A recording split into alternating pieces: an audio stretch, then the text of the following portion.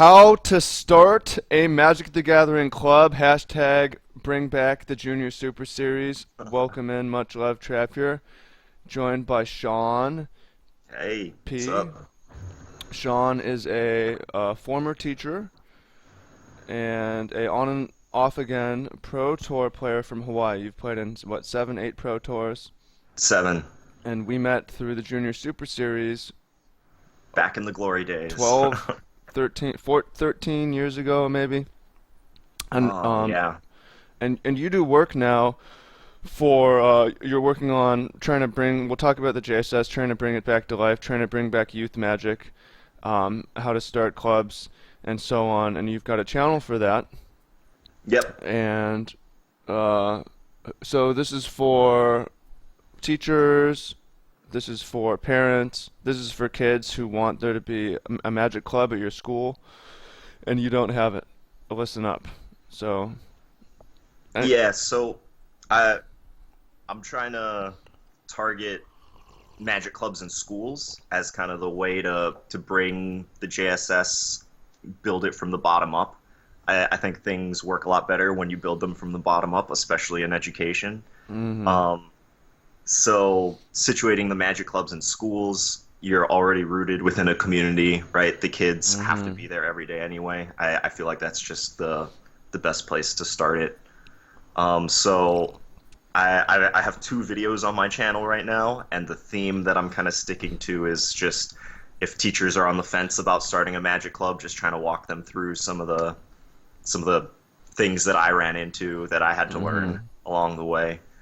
Um, but what the work that I'm doing right now, I'll give you the super brief summary because it's my first video is on hmm it. If you're interested, you can check that out. hmm Um, but I work with 3 different teachers at 3 different schools that each have magic clubs, and I kind of go in and play support for all of them and try to network them together through this tournament series that I'm running.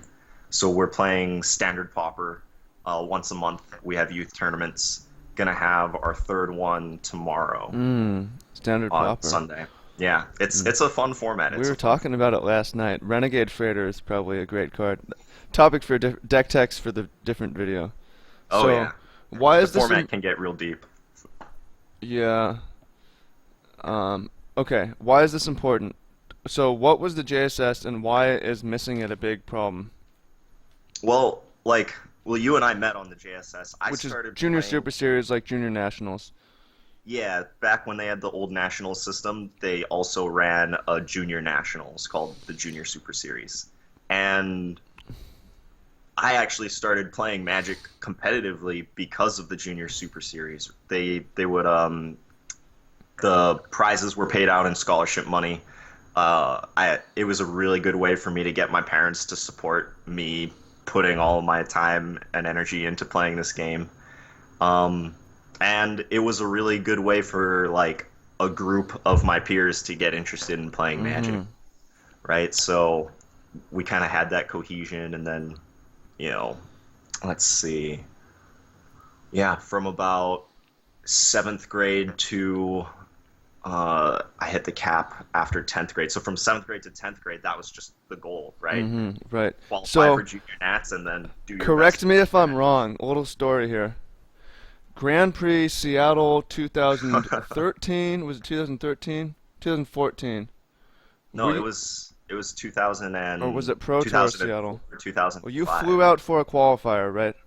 Was it the Grand Yeah, Prix or with the Pro Tour? it was the I Grand Prix remember that. Seattle. I It was remember that. modern, or no, it was extended. They didn't have modern. Yeah, my brother and I were playing in the PTQ that day or the Grand Prix. But I remember like this kid flew out from Hawaii, like that's ridiculous. He's spoiled or whatever. But you won that qualifier, and then at nationals, uh, I was like there were 15 rounds or 16 rounds. I had 2 losses. I was 11 and 2, 2 rounds left to go. Second place. I lose the second to last round. Then we're paired in the top round, the last round, playing for top 8, and it comes down to game Yeah. 3. Very good match. I remember I cried a little bit after this match because I hated losing, but the prizes of Junior Super Series was so big. Like you won How much did you get for top eight? 10,000 or something crazy No, like. I lost in the top four, and Hmm. I got 5 grand. Yeah, so I mean, But either way, that's a like, payoff. Like that paid off. It was a yeah, calculated risk to like. I mean, imagine flying your kid out from Hawaii to Seattle to play in a tournament, and it's like not a bad decision. Like it's a good investment, right? yeah. Well, like, okay, so that I was in high school when I did that, and I got an after-school job in high school just so I could play Magic. Like, Oh, nice. It was Magic, you. You did Magic it. structured my life, like, basically from middle school to high school.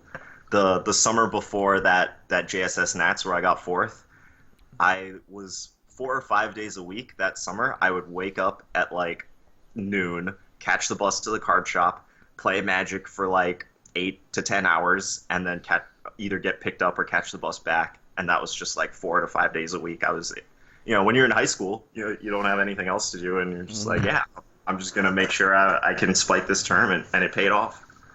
Yeah, So man. That's awesome. So how much did you totally win? Like I after those two losses I won like 1750, which is decent. My parents were definitely happy, but yeah, I don't think I um, won more than they spent on me. It was close, but I if I had won I one more match. played in the really unsustainable part of the JSS was that they threw money at the qualifiers, Right. which is one of the big reasons why I think they ultimately cut it. I don't know the real reasons why they cut Hmm. it, but like the qualifiers was guaranteed $1,000 in scholarship Right. to I always got first. second in those. It was crazy. Yeah, top two qualified, and only first place got $1,000. I think my last year that I was eligible, they split it to 500, 500. Right. Yeah, I finally started winning them when that happened. Yeah. So the that part was unsustainable, but with the qualifiers and then my good showing at nationals, I by the time I graduated out of the JSS, I won 6,500 in Yeah, that's scholarship. great money, right? Like I, that's that covered my travel, uh sh- right? okay. Because I had to fly to nationals for 3 years in a row, and then I had to fly to Seattle to qualify the third Yeah. year. I guess it's a And wash. yeah, I mean, But I you have the broke even, experience. but I mean, how many high school kids get to say they've traveled to four, national level Magic events? So It's pretty cool.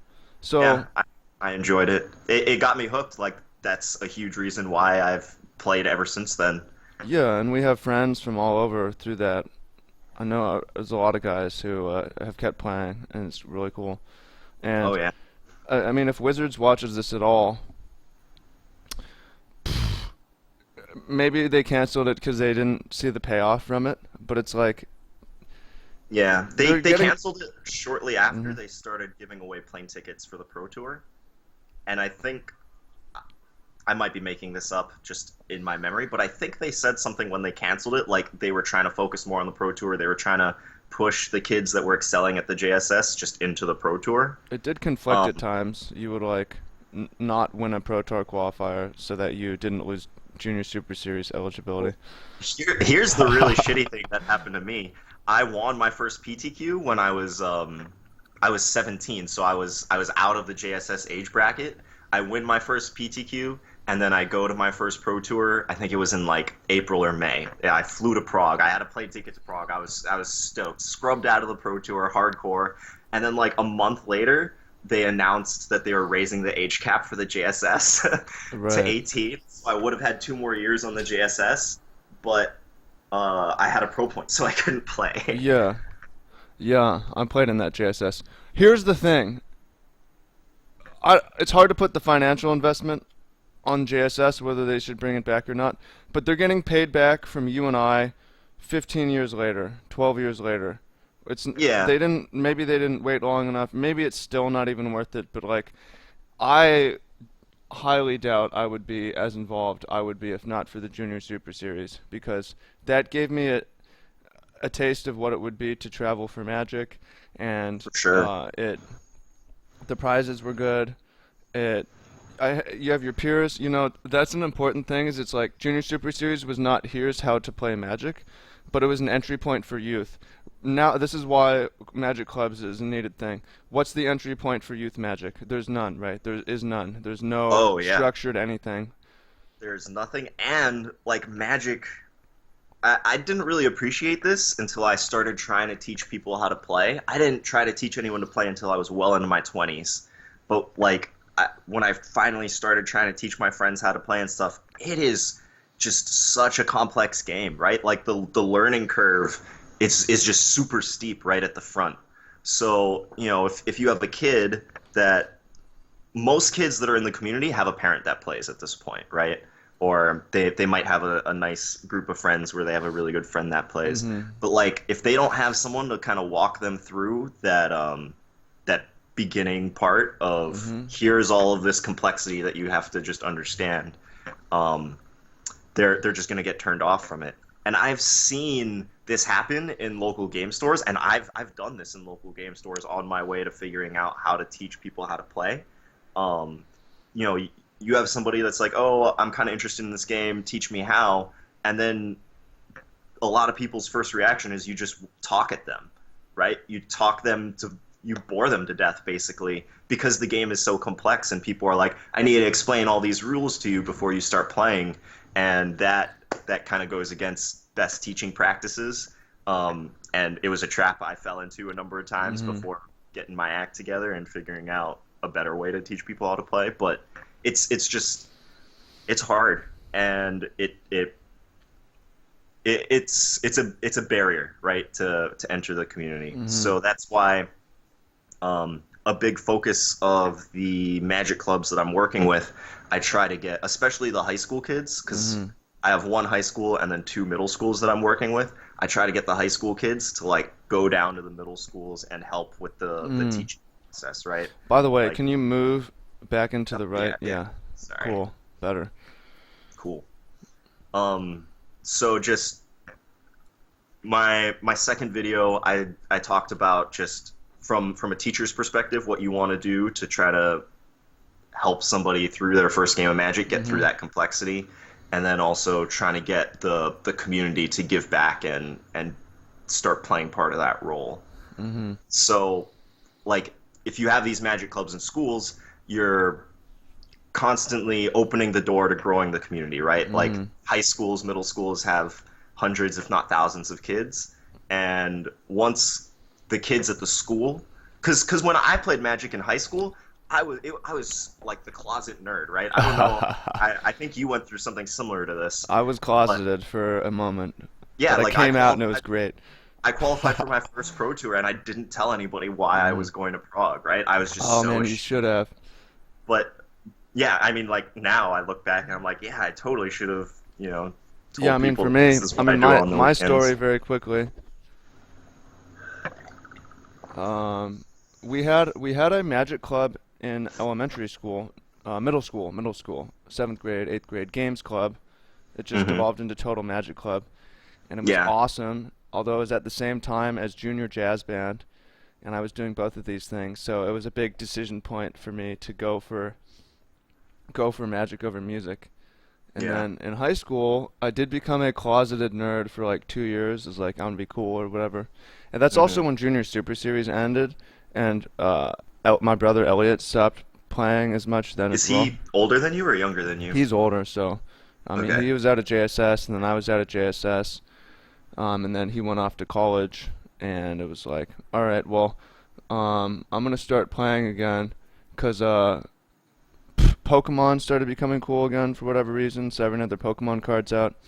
And then Oh I was like, wow. Magic is just better than this. So everyone started bringing their Magic cards to school, and we didn't have a club in high school, but we would play at lunchtime, and even during class sometimes, like marine, marine biology, in the lunchroom. We'd play at lunch, and then Right. shortly after this, I won my first PTQ and went and played in LA. And then it was like everyone knew about it. It was like really Oh, cool. was that the Fairies Pro Yeah, Tour? yeah. I played Black. Oh man, that was your first Pro I went Tour? 9-7. I had an anti-fairies deck. Oh, Was nice. fo- You did well for your first Pro Tour. yeah, I I started scrubbed out out of my five and first two two. hard. Beat four straight fairies to start the day. It was nice. Nice. But But your story, it like, was a cool it thing. It was it like brings up a when I lot finally of came out, it was like, oh man, you're playing on the pro magic circuit. Like you skipped class to go to Hollywood. Like, damn, yeah, that's like cool, right? me looking back at high school, like all the people that were important to me in high school would have been totally supportive of, me doing this thing, but I was just so closeted about it. So like having the Magic clubs at schools, right? If a kid goes to a tournament or like gets involved in the Magic community, it becomes part of their school identity, right? So and then from there, if a kid is at school and oh hey, you're the guy that plays Magic, people will approach you and be like, hey, this sounds cool. Will you teach me how to play, right? So the clubs just kind of naturally grow by the kids being at school and just being excited about the game, Right. right? Um, Bring your so cards to school if you're a kid. well, that's the other thing. Like you brought up the Wild West, right? If if you don't have a teacher that's kind of like overseeing the club, then a lot of administrators will see like, oh, these kids are bringing valuable cards to school. Well, we're just going to ban them, right? Like if there Oh, isn't a teacher there to advocate interesting. for the educational benefit of it and to help the community kind of moderate, because Hmm. like if kids start stealing or if kids Right, start yeah. ripping each other off in That's more trades in and middle people start school. Like in complaining. high school, it's like it seems like it's more. I don't know. It depends on Yeah, the size of the school, right? If it's a very, very large school, then it's just whatever. If it's a smaller there's school, then there's probably yeah more restrictions. there's a lot of variables, but I know a lot of school administrators that would rather just blanket ban everything than have to deal with something down the line. So like if there's not a teacher there that's like mediating Sure, between the yeah. principal and the kids, Right. then it can be hard, which And is we did another have reason that why I in our lunchroom, marine okay. biology, Mr. Spangenberg. He wasn't not a Magic player, but he was like, "Sure, you kids can play in my room." It's like, Yeah, whatever. Okay, thanks, he understood the Mr. value of the Spang. game. Yeah, and then I think, like you said, the club is very important for your identity. It like once we had like if you want to play Magic, you go into the marine biology room, which is like kind of the center front of the school. Like we had a lot of kids in there, and like a lot of the kids were on sports teams and stuff like that. It was like not again, it Hmm. was a cool thing to do. And then, um, uh, yeah, I think having just bringing the cards and saying like this it is nothing to be scared of. I think like Oh yeah, I also think that in today's culture, being a nerd is way cooler than it was when we were in high school. probably. So, there's a lot of variables there. But so bringing it back to the club, right? You having it in schools is ideal, but I think that the the role that I'm trying to play is being able to network the clubs together. Cause like I've done Google searches and I always see like a couple of feel good pieces out there about like, oh, there's this Magic club in this school and we're gonna do a piece to cover it, right? And then you Hmm. never hear about it ever again. And like, kids graduate or whatever, and then the club kind of pitters out, or whatever the reason is. Um, there's just no. I am not aware of anything going beyond the Magic Club, which is why I'm trying now to network the clubs together, right? By networking them together, we have a chance of like growing into other schools. Mm. So I mentioned this to you before we started recording, but like one of the students at the high school has a friend at the other high school on the coast that's however many miles away, Mhm. and that friend at the other high school wants to start a Magic club. So I'm like, Mm. sweet, here's what you need to do, right? Find a teacher that will host the club, see if you can get people to show up, and then we'll work on getting you product, right? But Mm. if So that Wizard support, supports it with product, or you support with product. I support it with products. So like Uh, what I do is just when I go to F&M, take I all the ask drafts. people at F&M to like, hey, if you have standard commons, I'll never say no to accepting standard Sure, yeah. commons. And then the starter decks. Yeah, I made a video about these, but the starter decks, Wizards will just give these to stores, right, for free. And there's 30 card starter decks in here, and those are key to teaching someone how to play. So, in a sense, that's the way that Wizards supports it, right? They give Mhm. these out for free, and the Sure. stores will they just give them to me, Mhm. and then I just pass them along to the teachers. So there is some support, but I think that if Wizards isn't gonna gonna do this, then we got to build it from the bottom up. Right. So part of And your vision is to network the clubs together and form a kind of junior circuit. yeah, So what's the idea with this? well, I live on Oahu, so we have probably just over 1 million people on the And by island the right now. way, I have a video of Dirtle Zone in Oahu, a vlog, so go check that out from Oh, the I store. I think I saw that one. Yeah, Yeah, it for everyone was. watching, want to know Yeah, what the Oahu magic scene is like. yeah. We have some good FNMs. Our but so another reason why I wanted to do this is because locally our PPTQ community just died. Right? Like they switched the system, which for Wizards as a company, I think that the new system works. Right? They have to cater to mainland USA. They have to address the problem of way too big PTQs. So I think that the new system works, but it just killed the incentive for everyone locally to play in PPTQs, right? So gotta grow the competitive base here, you know, from the bottom up to try to address that problem. But back to the vision, like it's a small island, and I know at least 4 or 5 other teachers on the island that I'm not currently working with, who I keep telling them, hey, I've got this event. Hey, let me know if you want any support. Hey, if you have kids that are interested in playing, let me know and I'll help you out. So, like, the more legit that we can make the tournament scene, then I'm hoping to kind of grow to include the rest of the island. Hmm. But Does that from have to be in person? Could it be online? It should be in person, I think for since it's on the island, I think definitely. it's best if it's in person because not all the kids are like cutthroat tournament Yeah, players. yeah, There's Magic only Online sucks. yeah, Forget like that. they wanna go up, they wanna show up and hang out with their friends, right? Like Obviously, yeah. that's the appeal for a lot of them. But ah, I had something in my head and then I let it go. The hmm, Why why do it? right. So God, the tournaments. The vision. Yeah. Okay, so get we were talking about getting other teachers on the island. Oh, okay. So swinging it back to the educational benefit, Hmm. right? Um, Yeah, it's huge. the Go ahead. I'm actually trying to write my master's thesis about this in the Ed Foundations department at UH Manoa.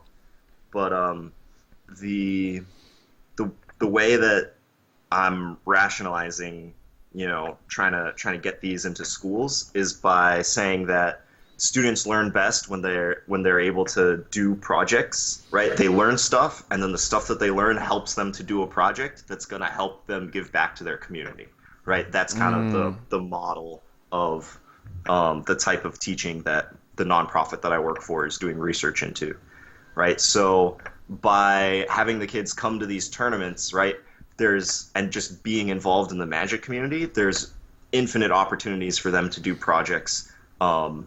Building a deck is a project. Um, Preparing for a tournament, right? Some of the kids express interest in wanting to get judge certified. That's a Mm. project, right? I've partnered with one of the local card altar artists here on the island. She's Mm. been donating some of her art.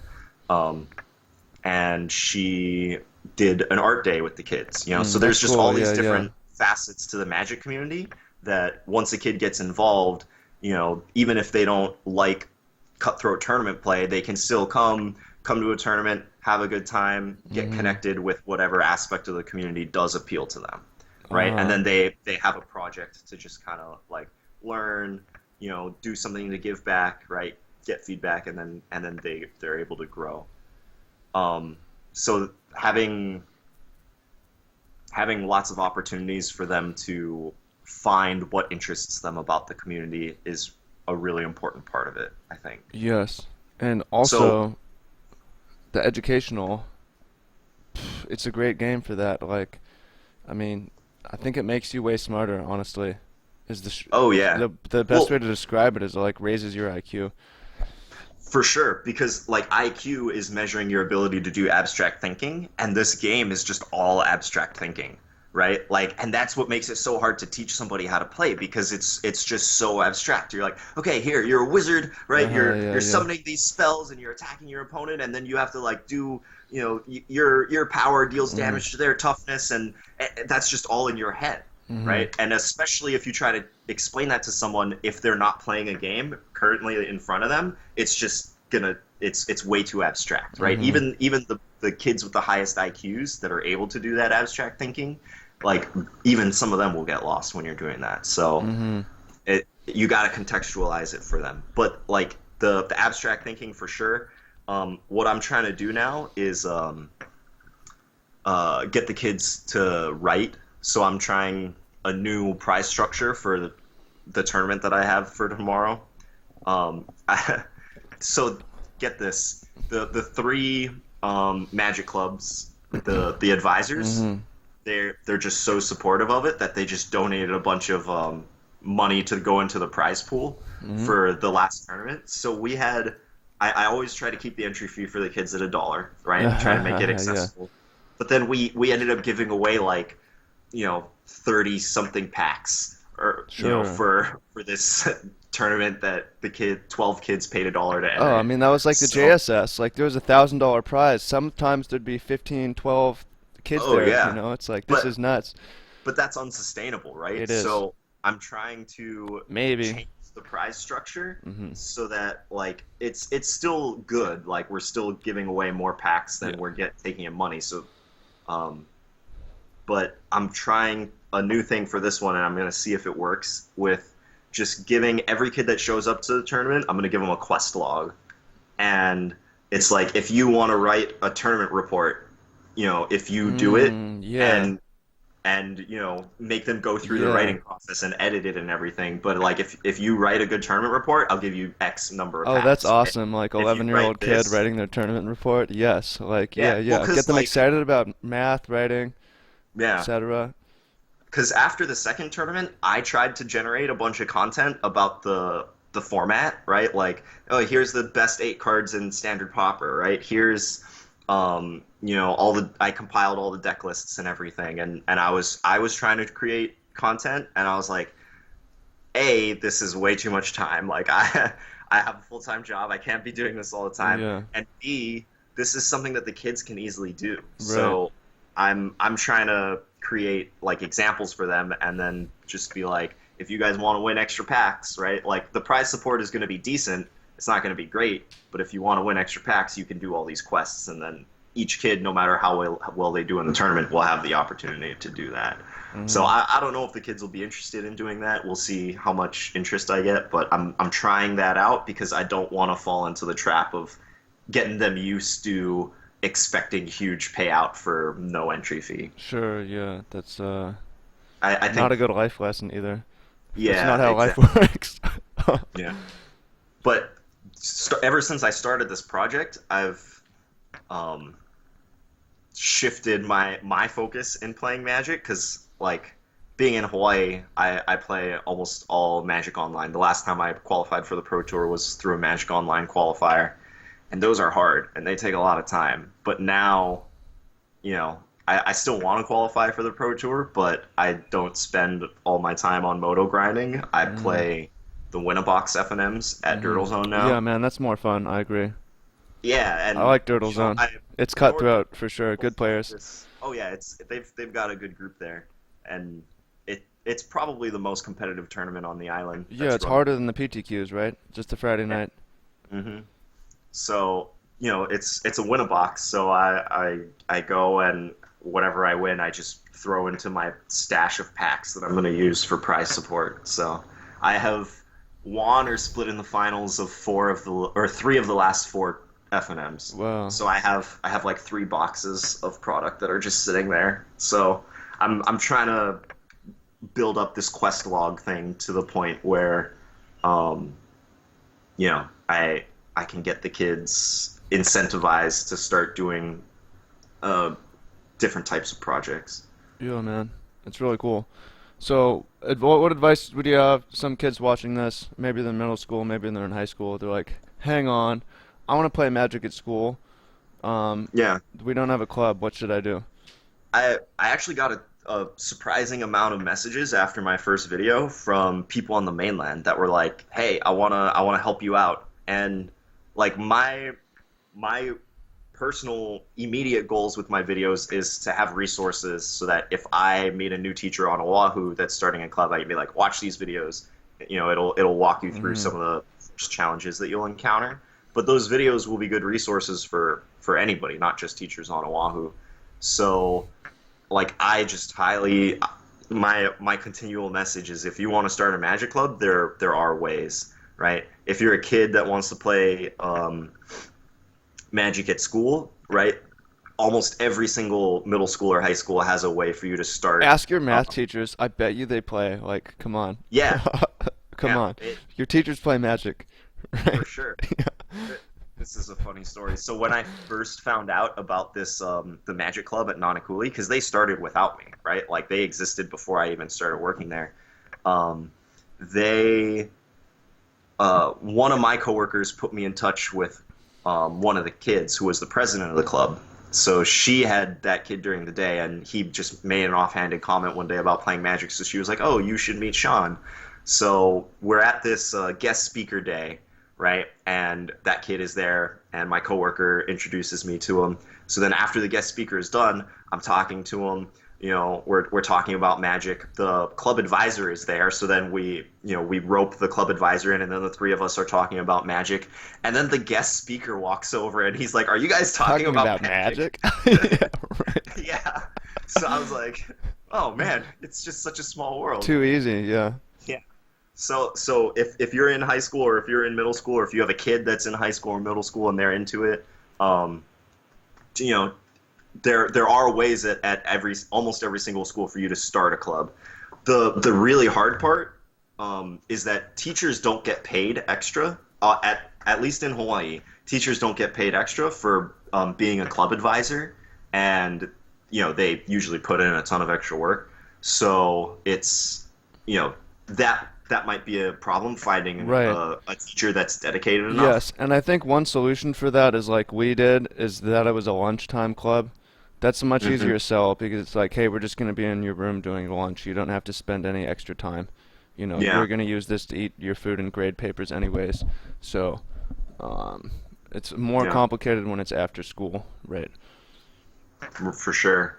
Um, but if if you're not a teacher, right, like, and you want to start a magic club, there are a bunch of like after school programs that would be a good fit for this.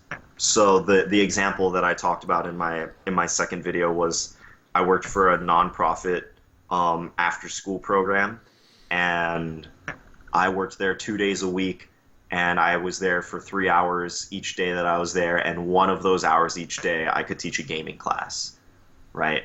And working for 3 hours after school is not a job that most people would take. But if you're a kid in college, right, and you want to start a magic club with middle schoolers or high schoolers, there are programs out there that'll give you the format, and they don't pay a lot, but they pay something, right? You can get paid to start a magic club.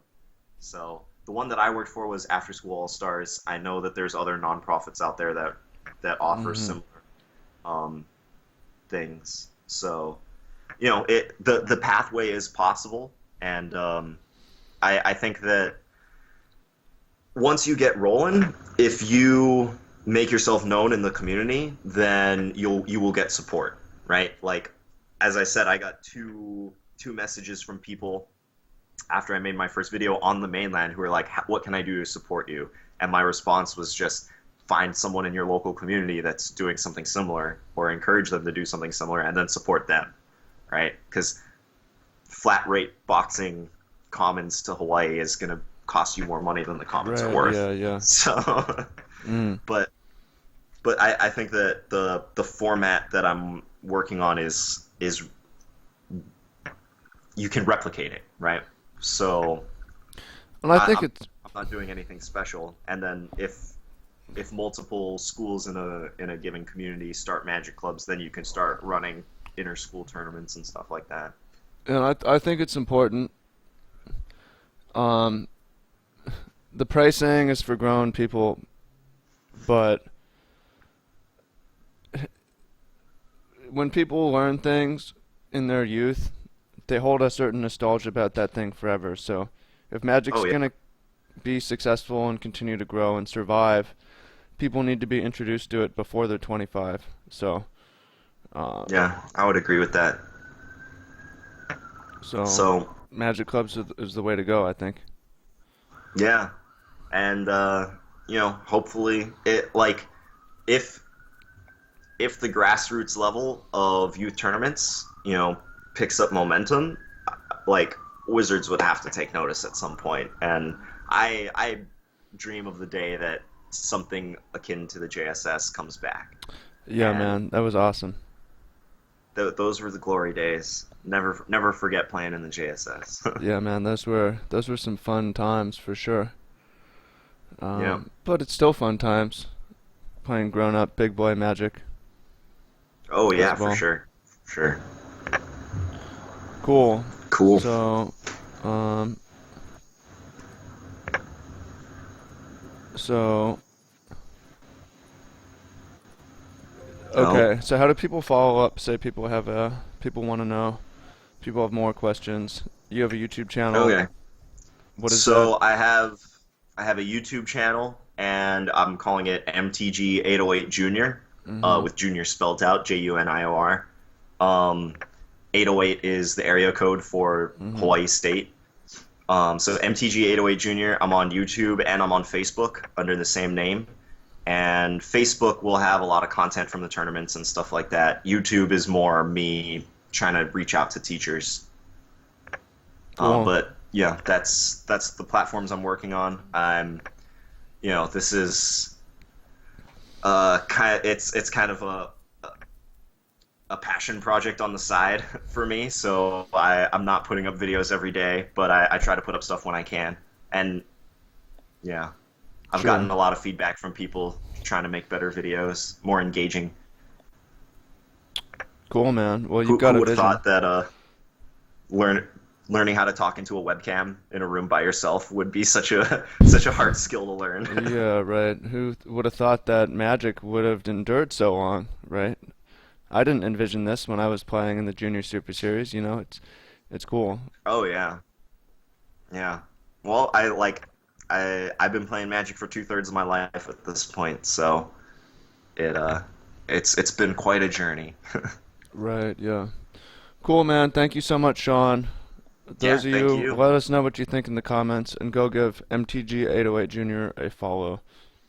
Yeah, I'm always looking for other people that are doing similar things and always looking for feedback. So cool. All Thanks right. for having me, dude. Thank you.